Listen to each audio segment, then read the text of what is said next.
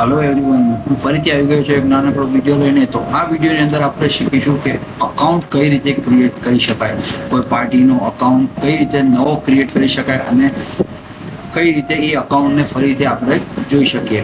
તો એ માટે આપણે સૌથી પહેલાં જઈશું માસ્ટર મેનુની અંદર। માસ્ટર મેનુમાં થર્ડ ઓપ્શન છે અકાઉન્ટ। જેવું એના પર ક્લિક કરશો તમને બે ઓપ્શન મળશે, એડ ન્યૂ અને વ્યૂ। પહેલા વ્યૂ પર જઈશું તો વ્યૂ પર જેવા ક્લિક કરશો તો જેટલા ઓલરેડી અકાઉન્ટ ક્રિએટ કર્યા છે જેમ છે cash in hand, purchase book, sales book, અને જેમ નીચે જતા જશો તેમ પાર્ટીના પણ સન્ડ્રી ક્રેડિટર્સ જેમ હાર્દિક ભાવસાર કરીને છે, રાજ ભાવસાર એમ્પ્લોય।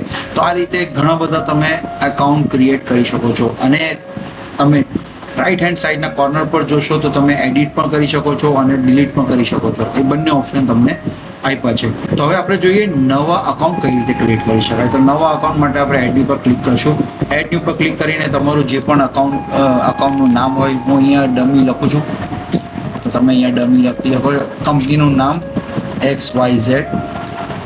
એકાઉન્ટ ગ્રુપ બહુ જરૂરી છે। એકાઉન્ટ ગ્રુપમાં ખાસ ધ્યાન એ રાખવાનું છે તમે કયા ગ્રુપની અંદર એ એકાઉન્ટ ક્રિએટ કરવા માંગો છો તે બહુ અગત્યનું છે। હવે સપોઝ હું એક એમ્પ્લોયનું ક્રિએટ કરું છું કે કોઈ આપણી પાર્ટીનું ક્રિએટ કરું છું તો આપણે પાર્ટીના ક્રિએટ માટે સેન્ડરી ક્રેડિટર્સ, અને જે એમ્પ્લોયનું કરવાનું હોય તો એમ્પ્લોયનો ઓપ્શન છે, બ્રોકરનું કરવાનું હોય તો બ્રોકરનો ઓપ્શન છે। તો અહીંયા તમને એક બ્રોકરનો એક્ઝામ્પલ કરીને બતાવું। બ્રોકર સિલેક્ટ કરશું, બ્રોકરનો કોઈ GST નંબર હશે તો તે અહીંયા લખીશું આપણે 24। પેન નંબર તમે અહીંયા લખી શકો છો। ઈમેલ એડ્રેસ, પાર્ટીનું ઈમેલ એડ્રેસ લખી શકો છો xyz@gmail.com। ઓકે, પછી સિટી લખી શકો છો, city Surat, state Gujarat, state code 24 ગુજરાતનો, કન્ટ્રી છે ઇન્ડિયા, ફોન નંબર તમે લખી શકો છો।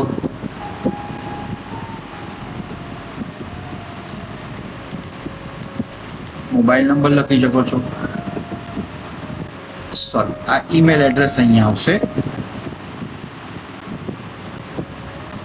અહીંયા તમે એડ્રેસ લખી શકો છો। એડ્રેસ છે સુરત,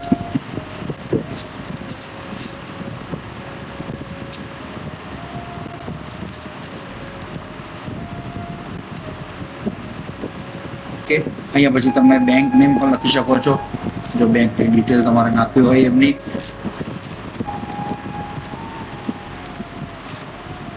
પછી IFSC કોડ। જો એ પાર્ટીનો કોઈ ઓપનિંગ બેલેન્સ હોય, ક્રેડિટ ડેબિટ, તો તે તમે અહીંયા લખી શકો છો। ઓપનિંગ ડેટ અહીંયા આવી જશે ઓટોમેટિક।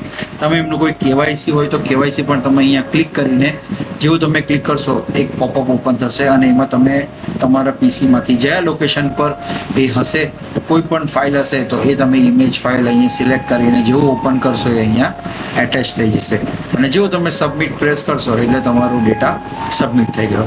હવે આપણે જોઈએ કે એ ક્યાં ખરેખર સબમિટ થયો છે કે નહીં। તો એ માટે આપણે વ્યૂ પર જઈશું। વ્યૂમાં જઈને અહીંયા સર્ચનો ઓપ્શન આપ્યો છે। જ્યારે ઘણા બધા ડેટા હોય તો તમે સર્ચનો ઓપ્શન આપ્યો છે સ્પેશિયલ, જ્યાં તમે જેવું તમે સર્ચ કરશો, નામ લખશો ડમી, તો તમે અહીંયા જોઈ શકો છો આપણે જે એન્ટ્રી હમણાં ક્રિએટ કરી છે એ જ એન્ટ્રી તમે અહીંયા જોઈ શકો છો એની પૂરી ડિટેલ। તો આ તો એક નાનકડો વિડીયો, અને એક એડિટ ને ડિલીટનો, જેમ મેં તને કીધું એડિટ પણ તમે અહીંયા કરી શકો। કોઈ એડિટ કરવું હોય, તમારે કોઈ નંબર ચેન્જ કરવો હોય તો એ એડિટ પણ તમે અહીંયા કરી અને એને સબમિટ કરશો એટલે એ અહીંયા અપડેટ થઈ જશે।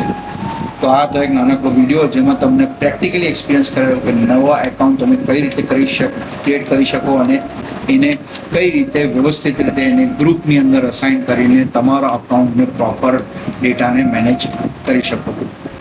આઈ હોપ તમને સમજમાં આવી ગયો છે। તો મળીએ એક નાનકડા વિડીયો સાથે કંઈક નવું શીખવા માટે અને કંઈક નવું જાણવા માટે। Thank you very much.